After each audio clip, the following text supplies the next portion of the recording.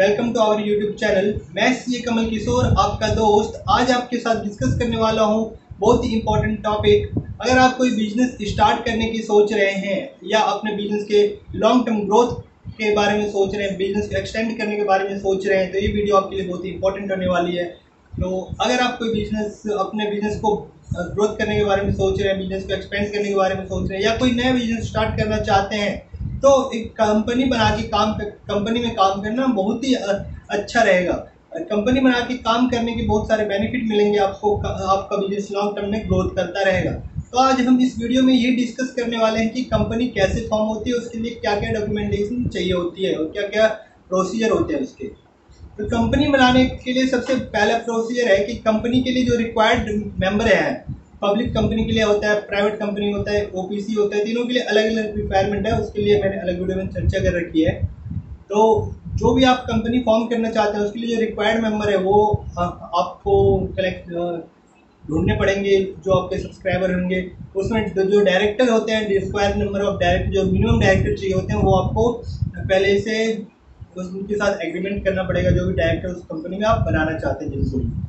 तो बात करते हैं कैसे फॉर्म की जाए कंपनी, कैसे इनकॉर्पोरेट की जाए, कैसे नहीं कंपनी बनानी है। तो इसमें अगर बात करें 23 Feb 2020 की या उससे 23 Feb 2020 से पहले की, तो उस समय में पहले स्पाइस फॉर्म आया करता था। स्पाइस फॉर्म को हम पहले ऑनलाइन जाके डाउनलोड किया करते थे, फिर उसमें जो भी डिटेल भरनी होती थी ऑफलाइन उसमें डिटेल भरी जाती थी, फिर सबके डेसी से सिग्नेचर होते थे, उस पर जो अटैचमेंट लगानी होती थी सब अटैचमेंट लगाते थे, फिर उसको ऑनलाइन जाके लॉगिन करके उसको वहाँ पे हम अपलोड किया करते थे एमसीए की साइट पे। लेकिन 23 Feb 2020 के बाद एक नया फॉर्म आया है स्पाइस प्लस का। ये इंटीग्रेटेड वेब फॉर्म है। इसमें आपको 9 तरह की सर्विसेज ऑफर की जाती है, जैसे आपका सर्टिफिकेट ऑफ इनकॉर्पोरेशन हो गया, पैन नंबर, टेन नंबर, उसके बाद ईएसआई पीएफ में रजिस्ट्रेशन मिल जाता है आपको। अगर महाराष्ट्र की कंपनी है तो उसको प्रोफेशनल टैक्सी जो है उसमें रजिस्ट्रेशन मिल जाता है। अगर कंपनी का बैंक अकाउंट खुल जाता है, इससे जैसे आप इनकॉर्पोरेशन के अप्लाई करते हैं उसी फॉर्म में आपका बैंक को भी एप्लीकेशन चला जाता है बैंक अकाउंट खोलने के लिए। उसके बाद आपका जीएसटी नंबर, अगर आप रजिस्ट्रेशन करवाना चाहते हैं, जीएसटी ऑप्शनल रहता है, जीएसटी में अगर रजिस्ट्रेशन करवाना चाहते हैं तो यहाँ से जीएसटी में भी एप्लीकेशन डाल सकते हैं, तो जीएसटी नंबर भी आपको साथ के साथ मिल जाएगा। तो ये स्पाइस फॉर्म बहुत ही ज़्यादा सर्विस ऑफर कर रही है, जो कि पहले स्पाइस फॉर्म ऑफर नहीं करती थी। तो ये बहुत ही एडवांस वर्जन है इसका स्पाइस का। तो इसमें ऑनलाइन वेब फॉर्म है, तो ऑनलाइन ही आपको जाके भरना होता है। लॉगिन करिए और जो डिटेल चाहिए उसको आपको फीड करिए। सारे डिटेल फीड करने के बाद, सारी अटैचमेंट लगाने के बाद आपको उस फॉर्म को, स्पाइस प्लस को डाउनलोड करना है। वो जितने भी फॉर्म आ जाएंगे स्पाइस प्लस आएगा। स्पाइस प्लस में दो पार्ट होते हैं, part A part B. Part A होता है आपका नेम अप्रूवल, पार्ट बी होता है आपका इनकॉर्पोरेशन की डिटेल जाती है वहाँ पे। तो पार्ट ए में आपको जो भी नाम चाहिए, जैसे जिस टाइप की कंपनी आपकी, ओपीसी है आपका, निधि कंपनी है, सेक्शन 8 कंपनी है, प्रोसीजरल प्रोड्यूसर कंपनी है, जो भी कंपनी का टाइप सेलेक्ट करिए, कैटेगरी सेलेक्ट कीजिए, क्लास सेलेक्ट करिए। वहाँ जो भी आपको डिटेल मांग रहे हैं, 2-4 डिटेल मांगते हैं, तो वो डिटेल भरिए। उसके बाद नीचे कंपनी का नाम आप मेंशन कर दीजिए, आप किस नाम से कंपनी रजिस्ट्रेशन करवाना चाहते हैं। तो कंपनी रजिस्ट्रेशन के लिए आपको 2 नाम वहाँ पे ऑप्शन है, 2 नाम आप डाल सकते हैं। अगर पहला नाम अवेलेबल नहीं हो तो आप दूसरे नाम आपको अलाउड किया जा सकता है। अगर दूसरा नाम अवेलेबल हुआ तो, दोनों नाम अवेलेबल नहीं हुए तो आपको फॉर्म रिसबमिशन में आ जाएगा कि आप फॉर्म में अमेंड करिए, नाम दूसरा चेंज करिए और उसको दोबारा सबमिट करना पड़ेगा। आपका जो नाम है कंपनी का वो as per rule 8 of the company incorporation rule होना चाहिए, जो कि रूल 8 में लिखा हुआ है उसके अकॉर्डिंग नेम होने चाहिए। अगर उसके अकॉर्डिंग नहीं हुआ तो आपके पास रिसबमिशन में आते रहेगा, और अगर ज़्यादा रिसबमिशन में नहीं आएगा उसको एक लिमिट होती है कि जितने टाइम 2 टाइम या 3 टाइम आप रिसबमिट कर सकते हैं, उसके बाद आपका फॉर्म रिजेक्ट कर दिया जाएगा। तो बात करते हैं हम पार्ट बी की। पार्ट ए में आपने क्या किया, नेम अप्रूवल। नेम अप्रूवल आप इंडिविजुअल सेपरेट भी कर सकते हैं फॉर्म पार्ट बी से। पार्ट बी का को छोड़ दीजिए, पार्ट ए में अगर आप सिर्फ और सिर्फ नेम अप्रूवल करना चाहते हैं तो नेम अप्रूवल करवा लीजिए पहले। उसके बाद पार्ट बी में आप इनकॉर्पोरेशन के जो फॉर्मेलिटी होती है, इनकॉर्पोरेशन का प्रोसीजर स्टार्ट करिए। तो आप पार्ट ए भी पहले नेम अप्रूवल करा सकते हैं, या अगर आप चाहते हैं पार्ट ए और पार्ट बी दोनों साथ में भरना चाहते हैं, दोनों साथ में अप्लाई करना चाहते हैं, दोनों साथ में ही कर सकते हैं। लेकिन पार्ट ए अगर आप सेपरेटली भरते हैं तो उसके लिए 1000 रुपये फी एक्स्ट्रा पे करनी पड़ेगी आपको पार्ट ए के लिए ओनली।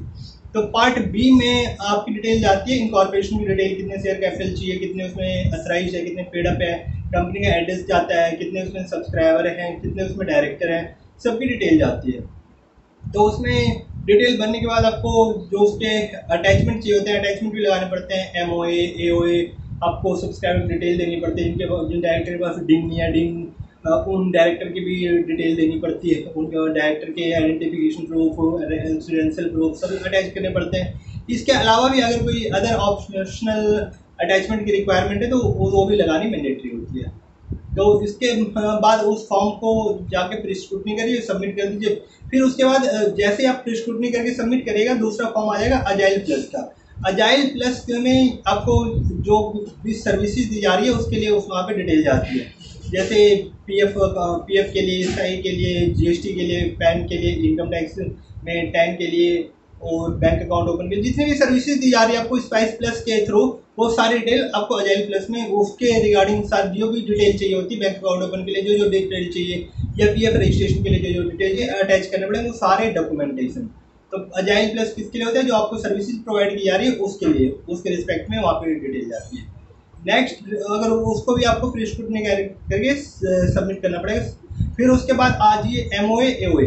MOA जो पार्ट बी में आपको सबमिट करना हुआ अटैचमेंट लगाना पड़ता था, MOA AOA वो सभी कंपनी को नहीं अटैच करना पड़ता, वो वहाँ पे सिर्फ वही कंपनी अटैच कर सकती है जिन्होंने अपना मेमोरेंडम और आर्टिकल खुद ही ड्राफ्ट किया। जैसे सेक्शन 8 कंपनी में होता है, सेक्शन 8 कंपनी का MOA और AO अलग से ड्राफ्ट करना पड़ता है और ड्राफ्ट करके वहाँ पे अटैचमेंट एज अटैचमेंट लगाना पड़ता है। लेकिन अदर कंपनी की बात करें तो अदर कंपनी में MOA और AOA ऑनलाइन प्री फिल्ड हो जाता है और प्री फिल्ड होके उसमें नाम आएगा आपका, ऑब्जेक्ट क्लॉज में चेंज करने पड़ते हैं, बस ऑब्जेक्ट क्लॉज में आप चेंज करिए, उसके बाद नीचे सबमिट कर दीजिए MOA की बात। और AOA में जितने भी क्लॉज होते हैं, जो भी चेंज वगैरह करने होते हैं आपको, आप चेंज वहाँ से करिए और चेंज करके जो क्लॉज चेंज करने टिक करिए और टिक करके वो एडिटेबल हो जाएंगे। पहले नॉन एडिटेबल होते हैं, फिर टिक करने के बाद एडिटेबल हो जाएंगे। एडिट करिए वहाँ से, जो भी चेंजेस चाहते हैं आप चेंज करिए। अगर डायरेक्टर क्लॉज में आप फर्स्ट डायरेक्टर का नाम डालना चाहते हैं, फर्स्ट डायरेक्टर का नाम डालिए।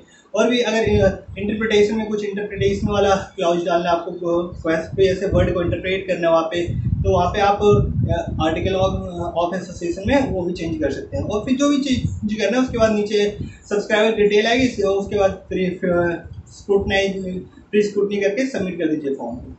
उसके बाद आपका फॉर्म वो भी सबमिट हो जाएगा। आपने अभी तक कितने फॉर्म भर लिए? 4।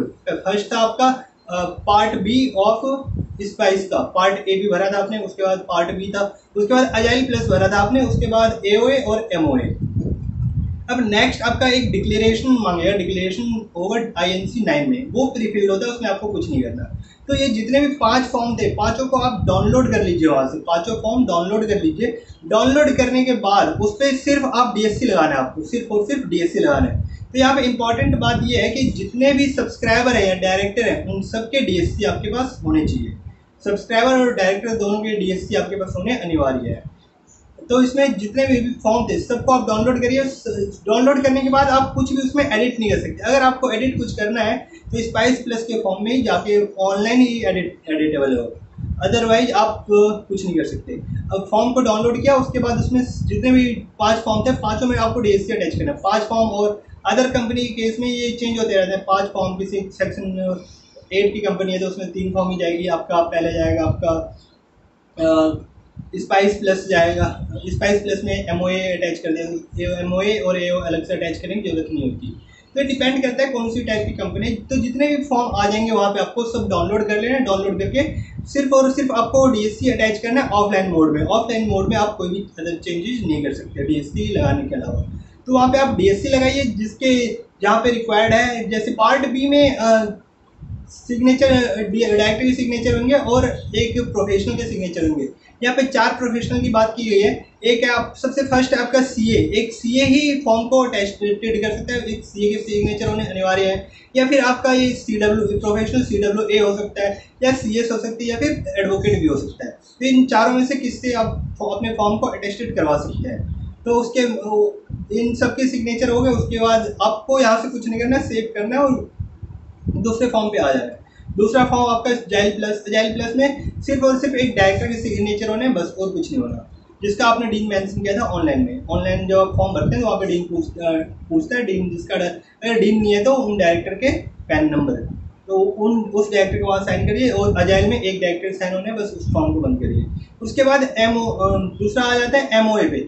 एमओए में जितने भी सब्सक्राइबर थे उनकी डिटेल नीचे आती है, डिटेल में वो ऑनलाइन ही भरना होता है आपको। सब्सक्राइबर का डिटेल प्लस उसके आगे उसके कहते हैं पैन नंबर, अगर कोई सब्सक्राइबर के पास डीन है, डायरेक्टर है वो कंपनी में, उसका डीन नंबर आ जाएगा। उसके बाद उसने कितने शेयर ले रखे हैं, कितने शेयर सब्सक्राइब कर रखे हैं, उसकी डिटेल आएगी। फिर उसके बाद उसके सिग्नेचर हो जाएंगे आगे।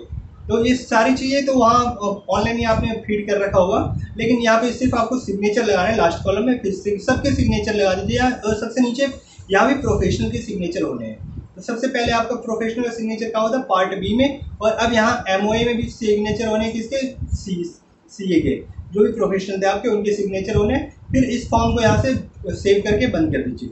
फिर उसके बाद आपका आता है एओए। एओए में अब किसके किसके सिग्नेचर होंगे, एओए में भी उन्हीं के सेम सिग्नेचर होंगे जो सब्सक्राइबर थे, सबके सिग्नेचर होंगे, प्लस सीए के सिग्नेचर होंगे या फिर अदर प्रोफेशनल जो भी आपके। फिर उसके बाद और इस फॉर्म को भी बंद सेव करके बंद करिए। लास्ट आता है आपका INC 9 जो डिक्लेरेशन का फॉर्म होता है। इसमें जितने भी सब्सक्राइबर थे सबसे डिक्लेरेशन ली जाती है, सब्सक्राइबर थे या डायरेक्टर थे सबसे डिक्लेरेशन ली जाएगी और इन सबके DSC अटैच होंगे। जितने भी सब्सक्राइबर थे या डायरेक्टर थे सबके DSC अटैच होने हैं। तो इम्पॉर्टेंट बात यह है कि जितने भी सब्सक्राइबर या डायरेक्टर है सबके पास DSC होना अनिवार्य है। अगर DSC नहीं है तो DSC आप बनवा लीजिए। DSC आधे घंटे में बन जाएगा, हार्डली हाफ आवर लगेगा, आपके DSC बन के रेडी हो जाते हैं। आप उसको डाउनलोड कर लीजिए और यूज कर सकते हैं। फिर कब जैसे आपने सबमिट DSC अटैच कर दिए, फिर लॉगिन करिए अपने यूजर आईडी को MCQ पोर्टल पे, वहाँ अपलोड कर दीजिए। अगर आपके सारे डॉक्यूमेंटेशन, सारे प्रोसेस सही है, सारे इन्फॉर्मेशन करेक्ट है, तो आपके पास अप्रूवल का मेल आ जाएगा विदिन 3 डेज या 4 डे। और अगर आपके पास फॉर्म में कोई डिफेक्ट है तो आपके पास वहाँ से रिसबमिशन के लिए आ जाएगा कि फॉर्म में ये मॉडिफाई करिए, ये डिफेक्ट रिमूव करिए, उसके बाद दोबारा सबमिट करिए। दोबारा आपको सबमिट करना पड़ेगा, 2 बार 3 बार ही आप रिसबमिट कर सकते हैं, तो उसके बाद आपका फॉर्म रिजेक्ट कर दिया जाएगा।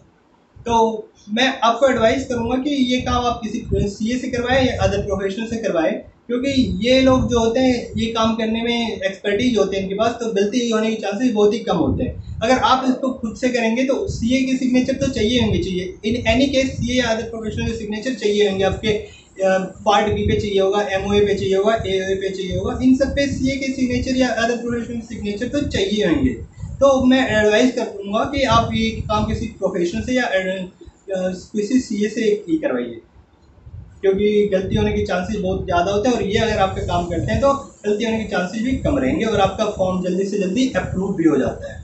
आप अपना बिजनेस स्टार्ट करिए कंपनी इनकॉर्पोरेट करके, और ये आपको बहुत ही बेनिफिट देगा लॉन्ग टर्म में। लॉन्ग टर्म आपका बिजनेस अगर आप चाहते हैं तो कंपनी इनकॉर्पोरेट करके काम करना बहुत ही अच्छा रहे। और अगर आपको और भी कोई इन्फॉर्मेशन चाहिए कंपनी एक्ट से रिलेटेड या इनकम टैक्स से रिलेटेड या GST से रिलेटेड, तो मैं अपने यूट्यूब चैनल पे वीडियो अपलोड करते रहता हूँ। आप हमारे चैनल को सब्सक्राइब कर सकते हैं, लाइक कर सकते हैं, और अगर आपको कोई डाउट है तो हमारे इस वीडियो के नीचे कमेंट बॉक्स में आप वो अपना डाउट पूछ सकते हैं, मैं उसका रिप्लाई ज़रूर दूंगा।